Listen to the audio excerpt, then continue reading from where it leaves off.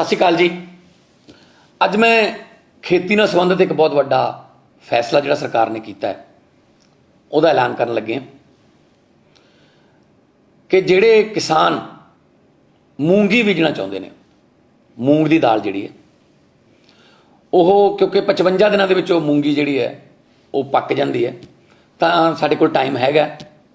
ਜੇ ਉਹ 10 ਮਈ ਤੱਕ, 15 ਮਈ ਤੱਕ, 20 ਮਈ ਤੱਕ ਵੀ ਆਪਣੇ ਖੇਤ ਦੇ ਵਿੱਚ मूंगी ਦੀ ਫਸਲ ਬੀਜਣਗੇ ਤਾਂ 55 ਦਿਨਾਂ 'ਚ ਤਿਆਰ ਹੋ ਜੂਗੀ। ਉਹ 10 ਜੁਲਾਈ 15 ਜੁਲਾਈ ਤੱਕ ਚਲੀ ਜਾਊਗੀ। ਤਾਂ ਉਸ ਤੋਂ ਬਾਅਦ ਝੋਨੇ ਦੀ 126 ਜਿਹੜੀ ਕਿਸਮ ਹੈ ਉਹਦੀ ਬਿਜਾਈ ਜਾਂ ਬਾਸਮਤੀ ਬੀਜੀ ਜਾ ਸਕਦੀ ਹੈ। ਅਸੀਂ मूंगी ਦੀ ਫਸਲ ਤੇ MSP ਦਾ ਐਲਾਨ ਕਰਦੇ ਹਾਂ। ਜਿੰਨੀ ਵੀ मूंगी ਦੀ ਪੈਦਾਵਾਰ ਤੁਹਾਡੀ ਫਸਲ 'ਚ ਹੋਊਗੀ ਤੁਹਾਡੇ ਖੇਤ 'ਚ, ਉਹਨੂੰ MSP ਤੇ ਗਵਰਨਮੈਂਟ ਪ੍ਰੋਕਿਓਰ ਕਰੂਗੀ। ਇਸ ਕਰਕੇ ਮੈਂ ਤੁਹਾਨੂੰ ਕਹਿਣਾ ਕਿ ਜੇ ਤੁਸੀਂ मूंगी ਬੀਜਣਾ ਚਾਹੁੰਦੇ ਹੋ ਤਾਂ मूंगी ਦੀ ਫਸਲ ਜ਼ਰੂਰ ਬੀਜੋ।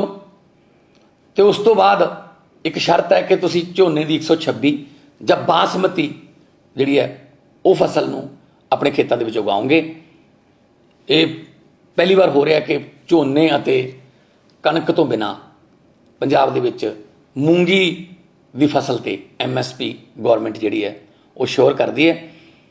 ਸੋ मूंगी ਦੀ ਫਸਲ ਜਿਹੜੀ ਹੈ ਉਹ ਤੁਸੀਂ ਬੀਜੋ, 55 ਦਿਨਾਂ 'ਚ ਪੱਕ ਕੇ ਤਿਆਰ ਹੋ ਜਾਊਗੀ।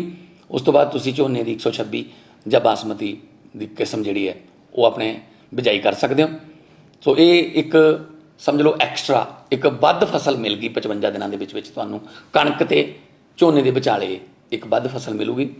ਜਿੰਨੀ ਵੀ ਉਹਦੀ MSP ਤੈਅ ਹੈ ਉਹਦੇ ਤੇ ਅਸੀਂ मूंगी ਨੂੰ ਅਸੀਂ ਚੁੱਕਾਂਗੇ, मूंगी ਨੂੰ ਅਸੀਂ ਪ੍ਰੋਕਿਓਰ ਕਰਾਂਗੇ। ਬਹੁਤ ਬਹੁਤ ਧੰਨਵਾਦ। ਸਤਿ ਸ਼੍ਰੀ ਅਕਾਲ।